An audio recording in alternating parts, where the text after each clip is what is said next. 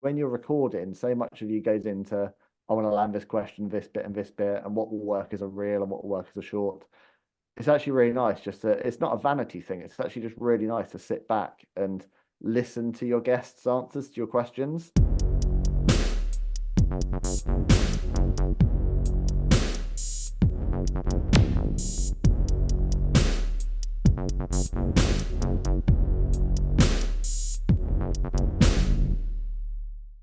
What's going on, guys? It's your boy, Tom Talk Trash, and stand back for another interview. This time, I'm joined by Ben VEAL from Wrestling Life. So, welcome to the show. Thank you, Tom. Thank you for having me. It's a pleasure. So, if we take this back to the beginning, my friend, where do you first discover wrestling as an overall fan? Well, where do I first discover wrestling? Well, the clue is right behind me, right there. SummerSlam 1992. That was the very first time I was introduced to the wonder that is the World Wrestling Federation. I was 8 years old. WWF had just taken over. This is kind of the era of Slam Jam and selling out Wembley Stadium. Very first match I ever saw in a VHS was Bret Hitman Hart versus the British Bulldog Davey Boy Smith. And unfortunately, I think I was spoiled rotten, Tom, to be honest, because I still hold that up as probably the greatest match of all time. And it's kind of since then I've been kind of riding a lightning bolt of wrestling, the good, the bad, and the downright ugly, to be honest, for 35 years. I had this question written down later because when we got into your podcast and stuff, but seeing as we are there now and we're talking about SummerSlam 92, how did it feel to talk about that with a Hart family member on your podcast? Yeah, I loved it. I mean, I've actually been quite lucky because I've spoken with I spoke with Ross Hart recently on Wrestling Life. I've also in the past spoken with Bronwyn Billington, a daughter of a Dynamite Kid, Mm, and also Steve Bell, who wrote the fantastic Davey and Dynamite book, mm. Dynamite and Davey rather. And it's been amazing to get lots of different perspectives. Going back 10 years before I, had a podcast when I had a wrestling website, I reached out. This was a 20 year anniversary of SummerSlam 92. I reached out to Diana Hart Smith, to Georgia, to Harry, and to the late Smith Hart as well. And I kind of gathered all of their insight on what made that match so special. And I just feel like as the years go on, I'm continuing to unpick the different layers of that match and why it holds such a special place in fans' hearts. But yeah, to get Ross Hart's perspective was just incredible to hear how, his thoughts on how that match came together, but also to hear about like where he was watching the match and his experiences as a fan, like the rest of us. It was fantastic. That's very, very cool, my friend. So you talked about you discovering that wrestling through that match on a VHS. So when you do discover wrestling, are you one of those that's in the video store every week trying to get a new thing to sample? What's your consumption of wrestling as you start to grow your fandom? Well, I was really lucky because a really good friend of mine at primary school, his dad owned a video store. Mm. So I used to get access and he had loads of the old WWF videos in there. So I used to get access to like all the rentals. So I kind of started off in 1992, but then I worked my way back. So then it was like, well, what happened, early WrestleMania. So I was then hooked on like Survivor Series 1988 or whatever it was, Royal Rumble 1990. Like I was going through the chronology of wrestling that Mm. came before 1992. Yeah, and then I had a friend of mine that lived down the road. He had a massive, massive set of old WWF VHS. So between the two of them, I mean, I was just hooked on wrestling as a kid. It's never really changed, although obviously real life's got in the way a bit, and I don't have the hours to watch wrestling I used to. But yeah, as a kid, growing up as a teenager, wrestling was just on the whole time. I was just a sponge for old school matches. You talk about there going back chronologic I can never say that word, but you talk about going back when you discovered wrestling and your friend dad owning a video store. So is there an era that you're like, ah, I wish I'd discovered wrestling at this point? For example, the Hulkamania era, where and do you think you'd be a fan?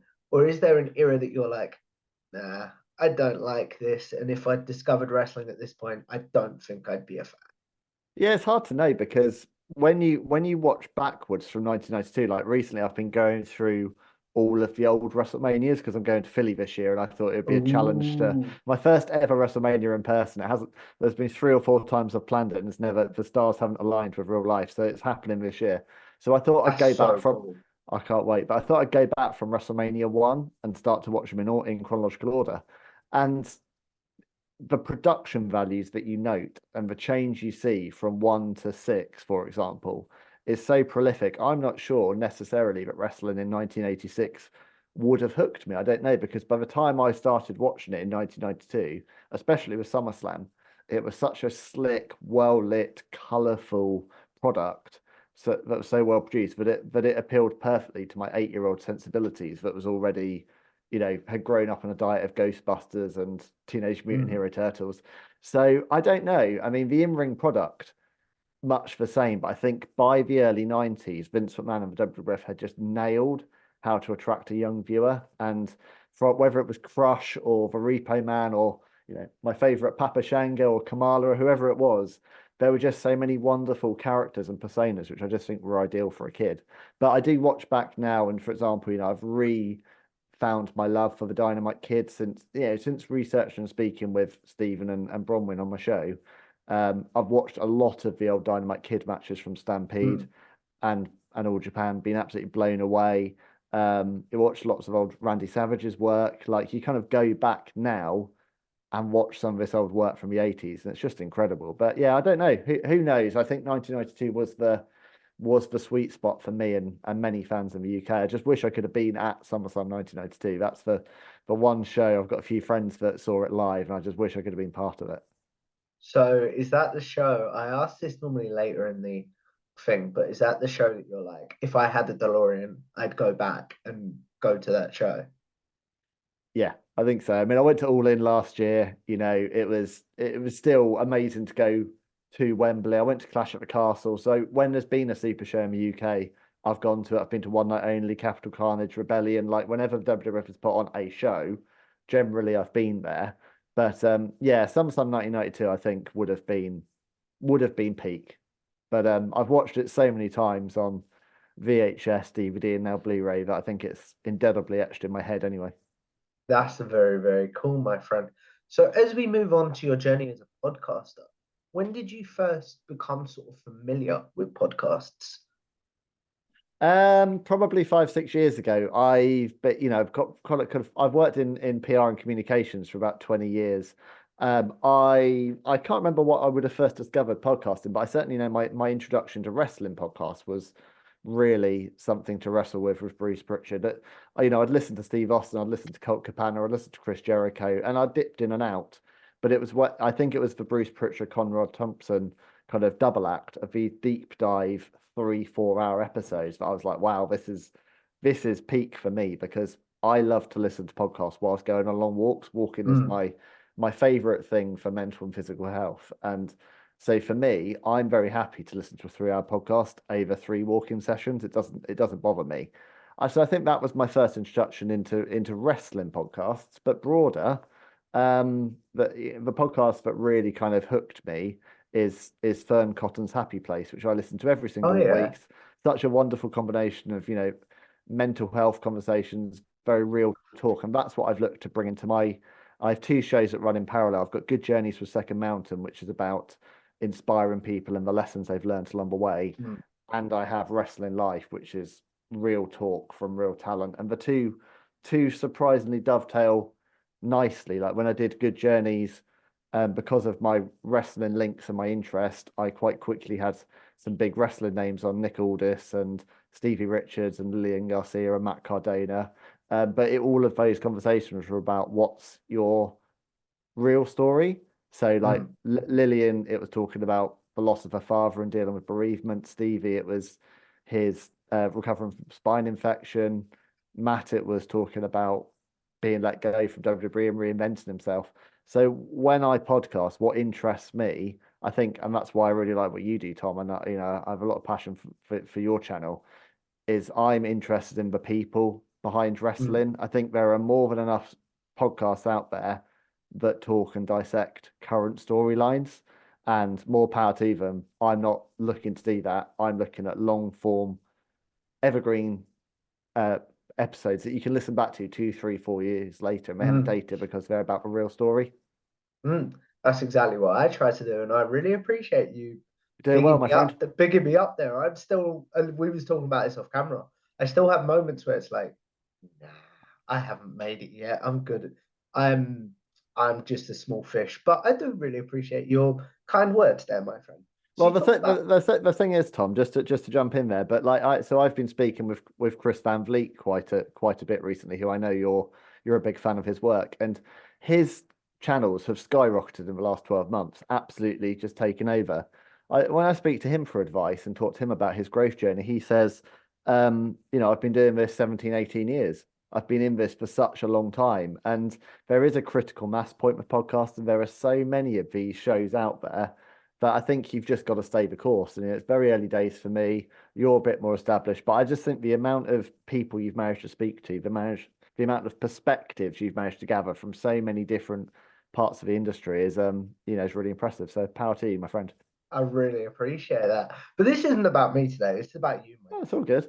So when did your uh inspiration, you talked about Fern Cotton's podcast being the one that made you discover podcasting, and then Bruce Pritchard's one being the one that helped you discover wrestling podcasts. Mm. But when did the light bulb go off in your head of, I think I can do this? Well, I toyed with the idea for about 2 years. I mean, unfortunately, I'm a perfectionist, so until I do anything, I want to do it well. So I thought about podcasts and I thought about all the barriers to entry.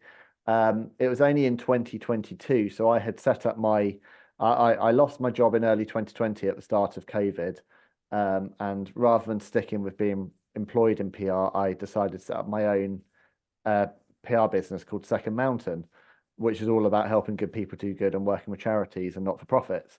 And well, the thing I love doing is telling people stories and talking about the purpose behind people. So I thought, what better way to do that than to interview people on a podcast, not about me, but about other people. So I kicked around the idea for about a year, and it was only pretty early 2022 that the name Good Journeys came to me, and I suddenly thought, if I consult my little black book of interesting people that I've known over the years, there are so many stories I'd love to tell. And I just took the plunge. I think my first episode was August 2022, where I interviewed one of my very best friends, Josh Winnan, who's also a fantastic fantasy fiction author. Um, but very early on, I feel like I jumped a few hurdles because very early on I reached out to Nick Aldis, who I've known for a long time, Mm. and said, "I'm doing this show. It's not about wrestling. Do you want to come on and talk about your longer career in terms of gladiators and legacy subs and all the other stuff he does because he's a serial entrepreneur?" And we did that, and it was a great conversation. And it was the energy that came out of that that made me realize, I really loved speaking to people about wrestling. Like this is something I adore wrestling. It's such a derided and critiqued art form, but I love wrestling. I'm so passionate about it. I'm really proud to be a wrestling fan. And I think the seed was sown.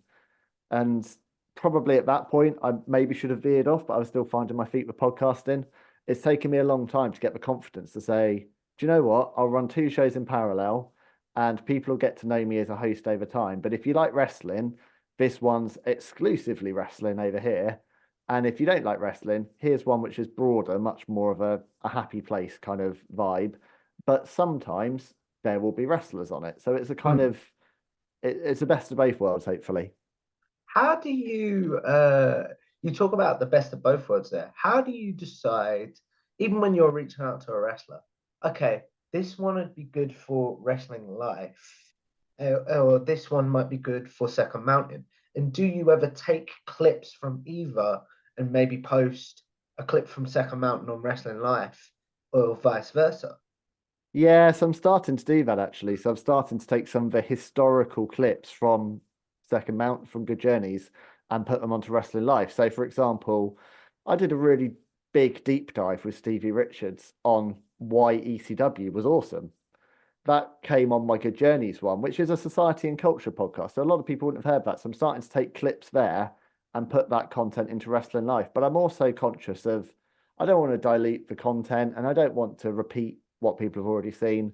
I'm much more interested to be honest, at some point I'll get Stevie Richards back onto Wrestling Life. I'll get Lillian Garcia. I'll get Matt Cardona. Like my long term is to have, I think going back to mentioning CVV earlier, I think where Chris has done very well is he'll often have three, four, five conversations over a period of years with the same guest.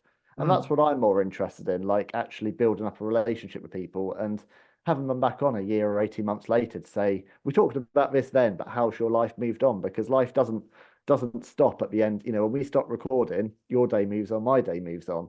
Mm. So what I'm interested in is building longer term relationships with guests and, you know, being a partner with them over the years. You talk about building relationships with guests there and things like that. So, how did your work with PR help you to get guests and maybe knowing, for lack of a better word, what to say to attract them to come on your podcast? Yeah, I mean, it's a hard one. I think I've worked in PR for so long, but obviously a really big part of my job is the pitch, and it's the phone pitch or the email pitch. So when I'm pitching a story, I know how to capture a journalist's interest very quickly because that is my job. So the same principle to a degree applies with guests.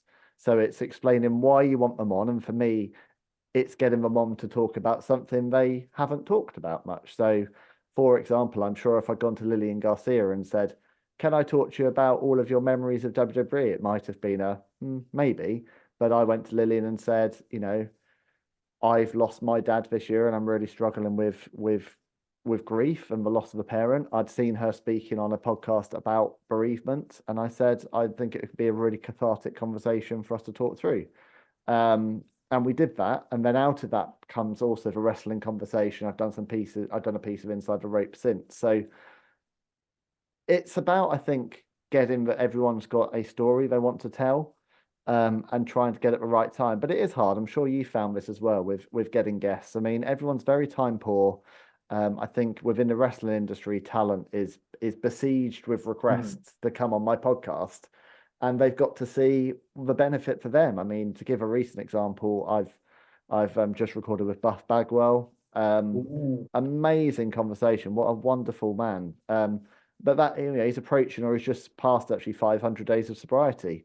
So the conversation is predominantly on his sobriety journey, not on tell me everything about the NWA. But obviously, you get into the conversation, you've got them as a guest, you cover off the hot topic, and then obviously you share some wrestling memories because it's a big part of their lives. So it's all about finding your feet. But I think for me, what I've tried to do is demonstrate the purpose and the passion of my project rather than here's all my numbers, here's all my millions of YouTube subscribers, here's all my Yeah. metrics, because I can't compete. I can't compete with shows that have been established for 10 years. So it's about selling myself and the vision for the content, I think, more so than the numbers. What would your advice be to, like, I know I've gone to you for advice on pitching podcasts in the past, and anyone that maybe does have a smaller podcast, but they want to reach I know you interviewed Mike Chioda recently. Mhm. You interviewed Lillian Garcia, people like that. Could you give us like 3 pieces of advice for pitching your podcast to bigger names if you're a smaller channel? Yeah, I would say niche down on your podcast. So what does your show stand for? So for example, mine is this real talk from real talent. Mine is a very, very clear, this is about your real life stories. So niche down on what you do. Have a specific thing you want to talk to them about. So rather than I'd like to interview you about your career because they will have been inundated with media requests. Any talent who's ever worked for WWE or AEW or any of the big promotions who have done so much media that make it worth their while. Um, and I think be humble and gracious. Recognize that you know you know it's a big ask, but if they are able to spare the time, that you know you'll do your very best to tell their story, you know, personally and powerfully. I think they're the things that have worked for me. I'm not to say that I haven't had people turn me down and not responses. It's not to say that I've got the golden touch. I haven't at all.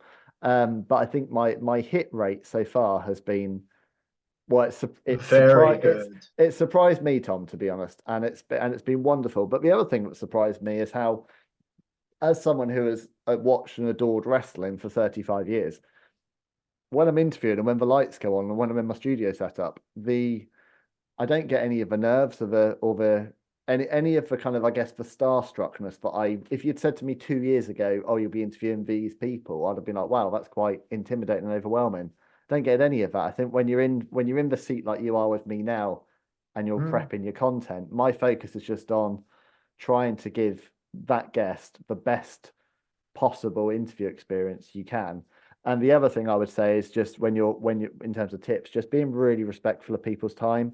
So, working around other people's schedules, which can be challenging if you're a UK podcaster looking to speak to US talent. But work around what works for them, that works for you, and also be really clear on the time, and respectful of how long you're going to be. So I always make a point before recording of confirming, you know, can we have an hour? Can we have 45 minutes? Really being clear. And then if that means you have to lose a bunch of questions that you have planned, then so be it, because there's nothing more important than hitting your time. Yeah, I understand what you're saying there. So you talked about hitting your time there. Has there ever been a podcast that has, you said, I'll give you an example. Somebody, you've said to them, okay, I need an hour. Have you ever gone past the hour and gone, and they've gone, no, I've really enjoyed this. You can carry on, sort of thing. Yep. Yeah, I've had that a few times. But what I usually do, because I pre-record the show, so I was speaking, well, actually, Buff Bagwell was a great example. We went over, I was speaking to him, we were coming up to the hour, I had lots of stuff I still wanted to get to. I said, really enjoying this, Buff. Can we go another 15 minutes? He's like, yeah, sure, because he was enjoying the conversation. I think if you don't do that, you are being disrespectful to someone's time because we had agreed an hour. Yeah. The biggest mistake I made by Country Mile, I mean, I think we've laughed about it since, but when I did the one with Nick Aldis, I mean, we went close to 3 hours. That was the third podcast I'd ever done. Um, we just talked and talked and talked, and I crammed everything in because I was determined to get Nick Aldis's 25-year journey into one episode. Just too much. And he's a good sport, and we've known each other a long time. So bless him, he put up with it. But I'm sure he was there after an hour and a half thinking, man, is this guy ever going to stop? So, you don't need to tell someone's whole chronological story. And that's the other thing I've learned. You can jump all over the place like we've done. Like you might be that you want to go through, what did you start in wrestling and go through all this? But you've just got to you've got to grab attention. And if you miss some stuff, what a great chance to then interview someone again in the future. I know Jeffrey does your editing, but Yes. have you ever watched a podcast back and gone, oh, I should have asked that as a follow-up question? Yeah, yeah. Or because I know I have, and it's very annoying. Every time, and you always will because this is a conversation at the end of the day. It's a conversation with pressure, and also sometimes you or your guests, as per a conversation, will go in random directions. So you might have a Mm, plan for what your show is going to be, but then you're led somewhere else every time. In an ideal world, yeah, I'd love to speak to Mark Mero for 4 hours straight or whatever. Of course you would. We're fans of the sport, but at best as a podcast, you usually have 45 minutes to an hour. There's only so much you can ask. You just have to go for what the key bits are. But I always make a point, like I have prompts on screen. I always make a point of going, if I'm going to cover off three things, these are my essential things out of this episode, and everything else is, just a great experience. mm. You talked about what makes a good podcast there and things like that. But what are some mistakes you think early podcasters and interviewers make? Oh, well, I mean, I made a few. I launched, I think, before I was ready in terms of, I didn't have any music, I didn't have any kind of, I didn't have good production to it. I just kind of went in and did my best. But every podcaster I know, every YouTube creator I know cringes at their early content. So there is a question of you can wait too long. I think, having a decent microphone is quite important. Having Mm, decent audio. Um, just having a good structure for what you're doing. And having a good sense of how you're going to market it. Because I mean, I've put a lot of time into the marketing and branding behind both shows, and it's exhausting to do. But I think you have to recognize, especially if you're doing a podcast that involves guests, there's two different types of podcasts, aren't there? There's yeah. if it's you and a mate talking about wrestling each week, then fine.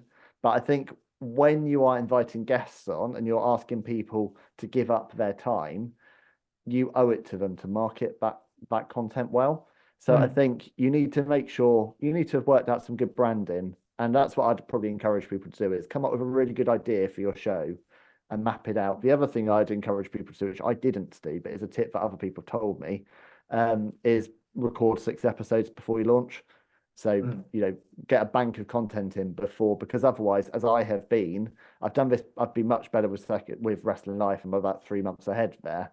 But as I have been with Good Journeys, it's almost like you're scrambling constantly to get a new guest and you're always a bit under pressure. Whereas I think it's best when you can have time to allow each podcast to kind of germinate. The challenge there, of course, especially with something like wrestling, is if you're not careful, the content can date very quickly. So I've Yeah. already recorded episodes in January, which will play out in March or April, which are talking about the Royal Rumble. So by the time they go out, it will already there'll be elements that are out of date. But it's just the nature of the beast. I mean, it's there's only so many hours in a day, and I can't turn around a podcast, record a conversation, have it out within a couple of days. It's just not viable for me in my life. I used to be able to, but as I've taken more care and more, what's the word I'm looking for? Care, I suppose. As I've taken Yeah. more care and editing, I say to Jeffrey, we've got at least a 2 month, what's the word I'm looking for? Window of Window, development. yes, Which exactly. yeah. And I'd rather be like that than be like, I need a guest for this week. Can someone do you know what I mean? Yeah, exactly. And I've got a really clear planner for guests I want on. And so I'm talking in advance and I'm looking to try and group guests by theme. So for example, but I'm having Buff Bagwell and Mark Mero go out in tandem over a month because there's so much crossover with their friendship and their Yeah. lives in WCW. So I'm trying to think also like in terms of content packages. So yeah, I think it's just a case of kind of what you have to do with podcasts, and this is the same with any kind of hobby that becomes a vocation, I think, for anyone listening that's interested, is you have to work out where it slots into your life, like your real life, as in podcasting is a facet of my business, but it's not my day-to-day work.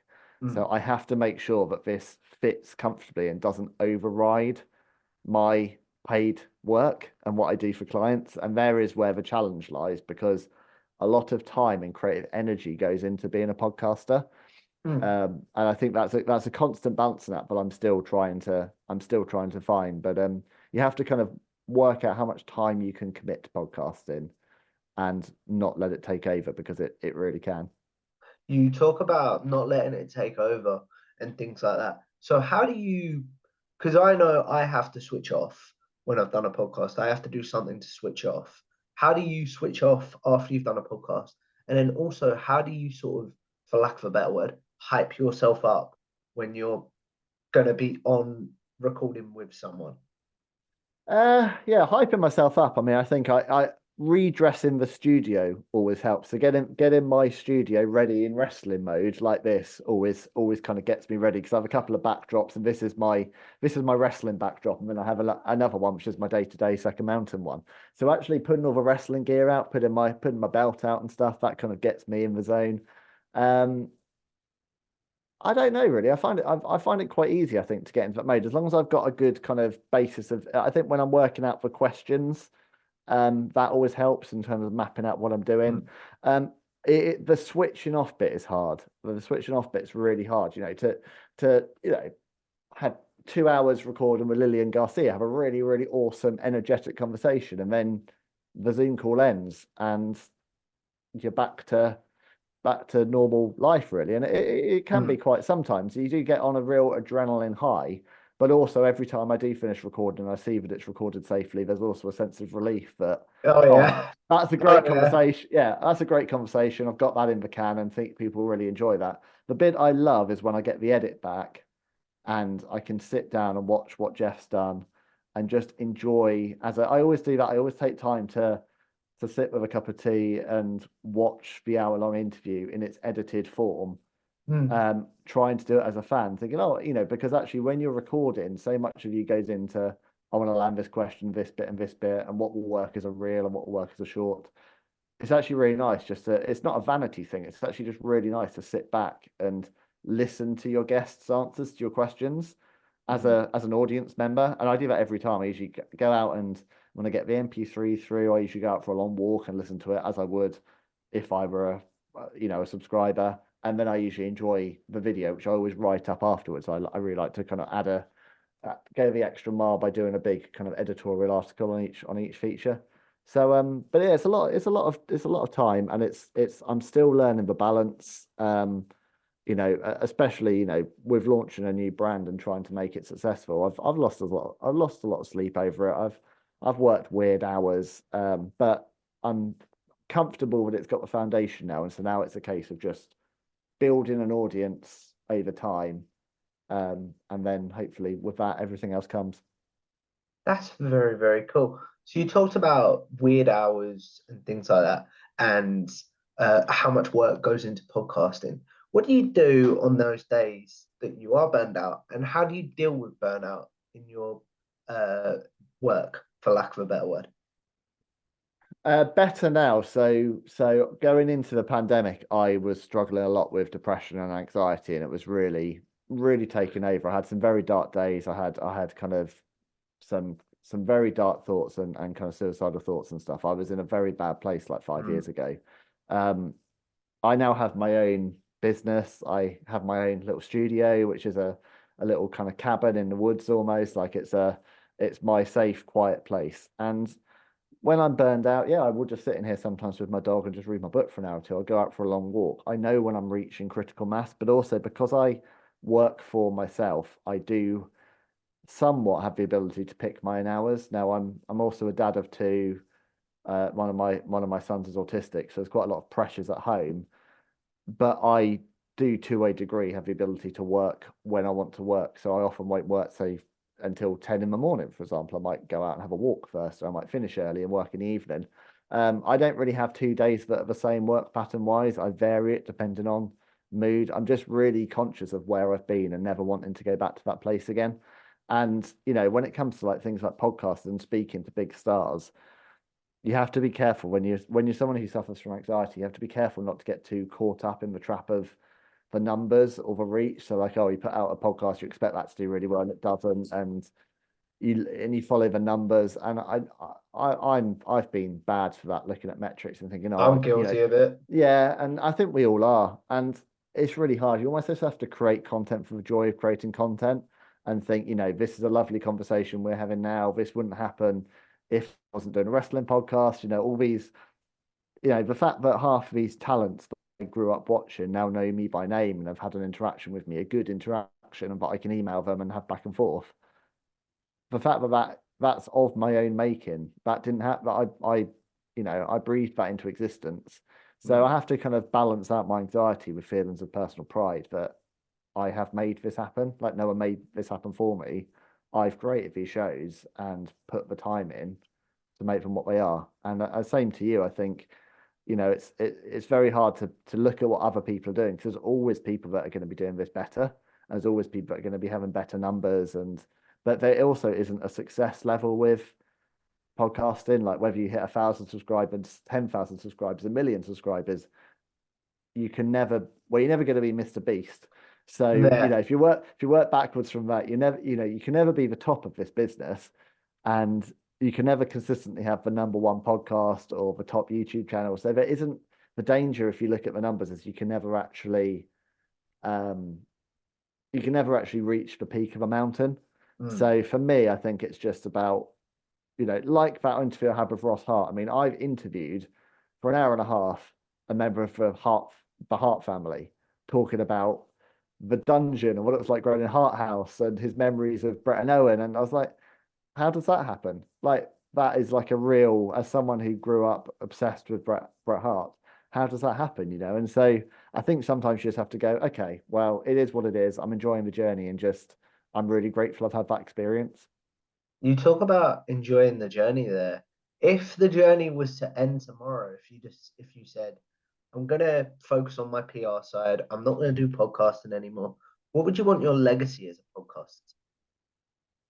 Hopefully just conversations that in a few years' time people are still listening to and getting something from. I mean, I've spoken to some very special people about some very incredible things. Like I had an interview a few months ago with Sir Terry Waite. I mean, you can put all of my wrestling conversations into one bucket, but I've interviewed a man who was held hostage for almost 5 years Mm. about his faith journey and about what he learned from that experience is about forgiveness and reconciliation. That's someone my father was very close to, that I looked up to as a child, that for my generation in the late 80s, literally dominated the news agenda for 4 years. And I've had a fantastic conversation with him, which I think will touch a lot of people. So, with all of the content I'm producing, never knowing whether I'm going to be doing this for a year, 3 years, 5, 10, who knows? Um, I'm just trying to create lots and lots of episodes which will touch different people at different times. I mean, I often go back to podcasts from 3, 4 years ago and go into our archives and find people I'm interested in hearing from. So I think the beauty of a podcast and a YouTube show is it hasn't really got an end point. It's provided you ground it in wider stories and not, who's going to win the Royal Rumble 2024, but Mm. you put it in a context that doesn't date. Yeah, it could be reaching people for years. So yeah, just I hope some of the shows make a difference and help people to, inspire people and think differently about life. I think you've already done that, my friend, if I'm being totally honest. Thank But you. what was I going to say? My brain just went blank then. Um, when it comes, we talked about legacy and stuff like that, but obviously you've interviewed some of the best in the best, whether it be for Second Mountain, whether it be for Wrestling Life. Who is still on your bucket list that you're like, I would like to have them on the show? Well, Junior, I knew you were going to ask this question because you put it in a tweet, so I've given that some thought. I mean, there's hundreds, but I would probably put at the top of the list Chris Jericho, because for where I like to come from is in people who have really lived a life. I mean, he's lived about 10 lives, and Mm. the king of reinvention, but also I have a lot of respect for how he took Fozzy, which going back to 2001 was this seen as a joke band, and part of an extension of his heel character, to make that a really, really legitimate rock band that I've seen live countless times now, who are genuinely doing incredible work in their own right. And, I know it was all in, but still, they played Wembley Stadium last year. Um, Yeah. I think he'd be fascinating, but I've literally just touched the surface of the people I want to interview. But also the thing that I'm loving is interviewing people that I didn't know very well beforehand. And like I've just had a great lad, Ripper Reed, coming on the show, who I met up with recently because he lives near me. He's about 150 matches into his career so far, but he was trained by Tajiri and Joel Redman. He's got an incredible head on his young shoulders. His work ethic's fantastic, and that's made possible because I've launched Wrestling Life. So as much as I might want to say, yeah, I want to interview a Bret Hart or a Hulk Hogan or a Shawn Michaels or insert X huge name there, there's also I'm getting real joy from interviewing people that I don't know much about and learning their stories and hopefully helping them on their journey. Because I see Wrestling Life as being 50-50 big names from the US versus UK names at various stages, whether that's big or just starting out, because this is about telling the story. What I want to know is, why did you get into wrestling? What fascinates you about this business? How do other people perceive you as a wrestler, and how does it slot into your life? And they're very kind of evergreen topics that are relevant to everyone. So yeah, it'll be interesting to see where the conversations go, and who I get on over the coming years. Watch this space. That's very, very cool.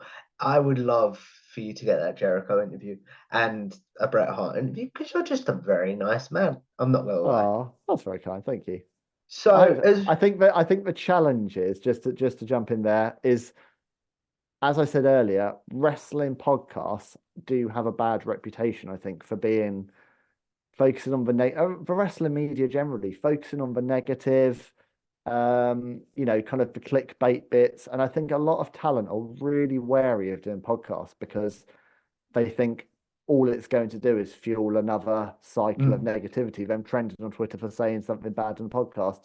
So I'm very aware that there'll be certain talents who I'll never get on a show mm, because they will never have that level of trust. But what I'm trying to do, as I guess the Joe Rogan approach to podcasting, or the Chris Van Vliet approach to podcasting, in terms of trying to create a space for positive conversation.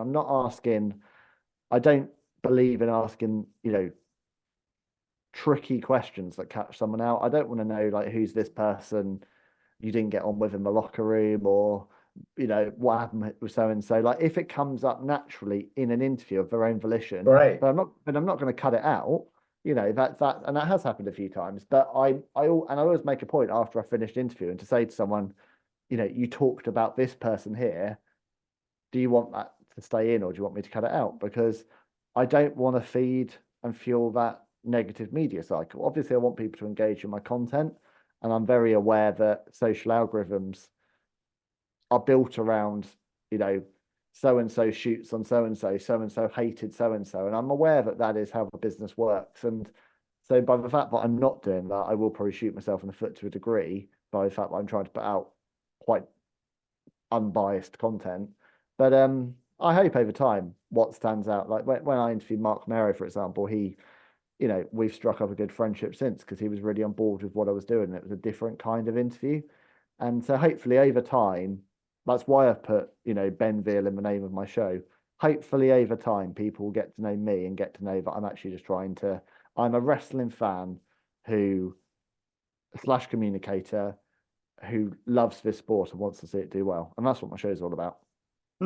That's very, very cool. So it sounds like I'm putting you over too much, but I think that just makes a great show in general. So as we look at wrapping this up, then, because we've been going for about 45 minutes, believe it or not, and I Time do want flies. to be and I do want to be respectful of your time, like you say, but I want to ask a bit of a self-indulgent question, and it's like, where can I improve? We've talked for about 45 minutes. Where can I improve as an interviewer?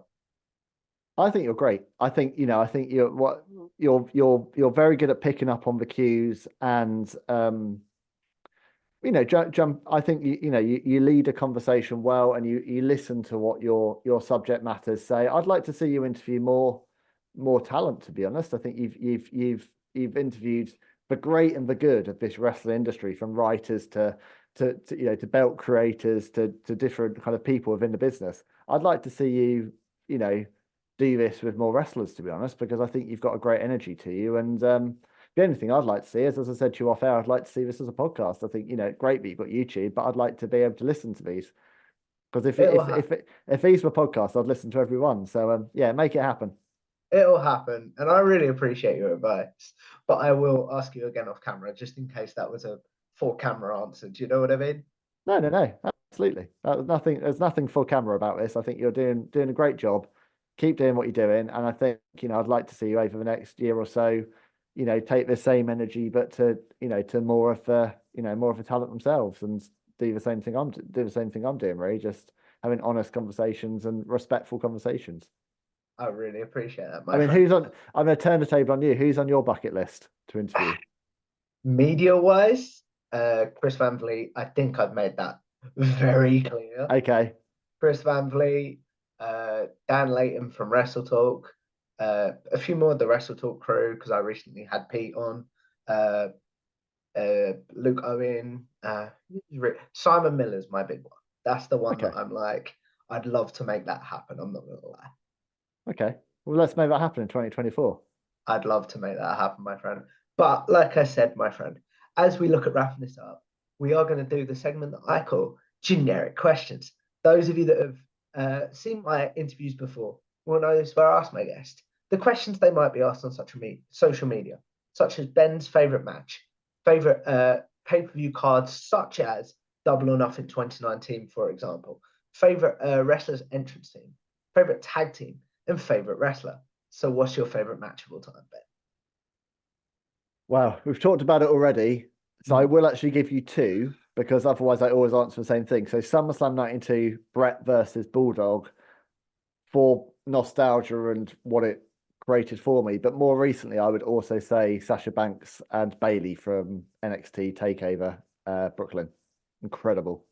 We talked about why SummerSlam 92 speaks to you, but why does Sasha Bailey from Brooklyn speak to you as a fan? Just had such a big match, big match feel, the crowd, the intensity, the payoff to a very long storyline and an arc. And I think that for me was NXT in 2015 was kind of when I saw my fandom Mm. really resume. Like I've never stopped watching wrestling, but there was when NXT had that crop of talent coming in, Sasha Bailey, Finn, KO, Sami Zayn, the list goes on. Everyone that's headlined a WrestleMania since basically. that was just such a special time to be a fan. And I think that match just typifies what was so great about NXT back in the day. That's very, very cool. What about your favorite pay-per-view card? Favorite pay-per-view, Royal Rumble 2000. Actually, I can watch that one again and again and again. It's just so much I love about it, from Taz's debut and the crowd reaction to the Dudley's and Hardy's table match in MSG, the Rumble match itself, and then the Cactus Jack and Triple H, no holds barred match. And what I also love about that, it was the first ever show, the pay-per-view, that was aired for free on Channel 4, which was just such a weird thing, but it was on main TV. And also it was that night was also the same night that I believe Channel 4 decided they'd never Yes, do it because of again May because there were Young, so I many complaints. believe. Yeah. And I Is that and I, is that? I I think that's right. yeah, because of Mae Young, because of what happened with Mae Young and her prosthetic boobs. And I think yeah, that was it. It basically, the contract was sour after that. But I to me, MSG shows, just especially MSG shows when they used to use the tunnel. So, WrestleMania 10, SummerSlam 98, Royal Rumble 2000, when they made that central tunnel a focus, WrestleMania 20, I loved it. It's just something so special about MSG. And that is my pipe dream one day to see a WWE show at MSG. But not just a taping. I want to go to, when they put on a PLE at MSG, I want to be there It'll happen because I believe good things happen to good people. But what about one your day. favorite theme song of all time? Break the walls down, Chris Jericho, I'd say. For me, that just, even though it ultimately got overplayed and lost its appeal, and I would say it went beyond its shelf life with his character. When he debuted, I was such a big Jerichoholic in WCW, and that moment when he debuted against The Rock, I still think that's the greatest debut moment of all time in wrestling history. And I just think that song was so late 90s, that typifies my fandom as a teenager. Yeah, love that song. And then what about your favorite tag team? Oh, it's a tough one. Going back, it would have been the Heart Foundation. And again, I Mm. watched that retrospectively. In recent years, FTR by a country mile. I'd say they are the modern day Heart Foundation, and never really did they have a poor match. I just love both those guys. So you brought up two tag teams there. So what I do on this show, Ben, when someone gives me two answers for teams or wrestlers, is we fantasy book this. We get to book. We have a DeLorean. We get to book the Heart Foundation versus FTR somewhere, some stipulation. You get the book. Where are you booking it? Who's going over? I'm booking at main event at the Calgary Stampede Auditorium. Oh no, the Victoria Pavilion, and I think we will have the Heart Foundation go over. Ooh, very, very cool. But And all then, men will shake hands afterwards. I have no doubt. It's a lot of respect. oh yeah, oh yeah, definitely. And then, as we wrap this up, my friend, the biggest generic question, in my opinion, who is your favorite wrestler of all time? Best there is, best there was, the best there ever will be. Bret Hitman Hart never changes. Doesn't matter how much my fandom grows or evolves over the years. I was a Bret Hart man growing up, and I will remain a Bret Hart man till the day I die. And I'm trying to get my boys to watch old Bret matches and just explain to them the art of Mm, storytelling. that's very, very cool. So, as we wrap this up, Ben, the question I end this show on is I believe as content creators, podcasters, people involved in wrestling, or even just people with social media, we're all sort of going to live forever in some sort of way. So, what is one piece of content you're like, I would like to be remembered for that? And then what is one that you're like, if you could forget about that, I would appreciate it? I really say for I know it's a wrestling audience that will listen to this. Mm? I feel I loved the interview I did with Stevie Richards, which was a few months after he, to be honest, almost lost his life from a spine infection. And we were trading back and forward for a long time on that one to try and make that work until he was feeling physically fit enough to do it. That was such a special conversation. And what made it, I guess, what makes it more poignant for me and will always have a place in my heart is that I actually interviewed him a couple of days before my dad passed away unexpectedly. Oh, Um, so that was, you know, I look back on that and I was in such a nice, happy place having that conversation because I didn't know what was coming. And then obviously things happened with my dad and Stevie. We spoke a lot about faith during that conversation, a role God had played in his recovery. And Stevie, which is a real testament to his character, which might surprise people, followed his ECW days or Right to Censor days, whatever. But he spent that entire period over my dad's decline and passing, just messaging me, praying for me, encouraging me, and I dedicated that episode to my dad. I got my producer to come in and film a little piece to camera when I was really broken, because I wanted that conversation to go out, because actually, whilst my dad had an infection and didn't survive, Stevie's story is pretty remarkable. Someone who really probably should have died had it not been for the fact that he was a 51-year-old, very fit and healthy man before he was hit with this infection. So it's a really powerful conversation of recovery and faith. But then also 50% of it is, come on, Steve, tell me all about your WWE days and Right to Censor and why ECW was awesome and all that kind of stuff. So I think for a piece of hour and a half content, if you're going to listen to one of my interviews, I'll go to that Good Journeys for Second Mountain interview with Stevie from mid 2023, because I think that really is the best of both worlds. It's heartfelt and is a lot of fun as well. Is there any you don't want to be remembered for? Oh, the early ones I cringe at. As I say, some fantastic nuggets in that Nick Aldis interview, but I'm looking forward to interviewing Nick again. Now I know how to podcast, and setting a time limit to it at the Focus, because that one I go on and on and on and on and on. And I learned a lot during that one about timekeeping.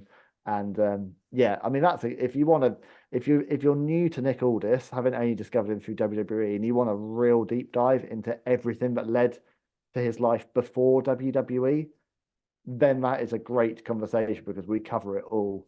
But it's a long one. It's straight out of a Bruce Pritchard book, that one. It's a 2.5 hour deep dive. I'll tell you my one off camera, because I do have one myself about that. But as we wrap this up, Ben, obviously I want to say thank you for a great conversation. Thank you for coming on. But promote yourself, please. Where can the good people find you, your work, etc.? Okay. Well, probably the easiest thing is you look for me online at Ben VEAL, on Twitter at Ben VEAL Writes. And then I've got 2 podcasts, Good Journeys for Second Mountain and Wrestling Life Online. You can find them all over Spotify, Amazon, Apple, etc. And YouTube, a couple of channels, Second Mountain Comms and at Wrestling Life Online. It's well worth doing, guys. I feel like I say this a lot lately. One of the hardest working people in this game, but one of the nicest as well. So if you guys like this, make sure you like, share, and subscribe. It's Tom Talk Trash on YouTube. Follow me on X or Twitter at Tom Talk Trash, and I will see you in the next one. Goodbye now.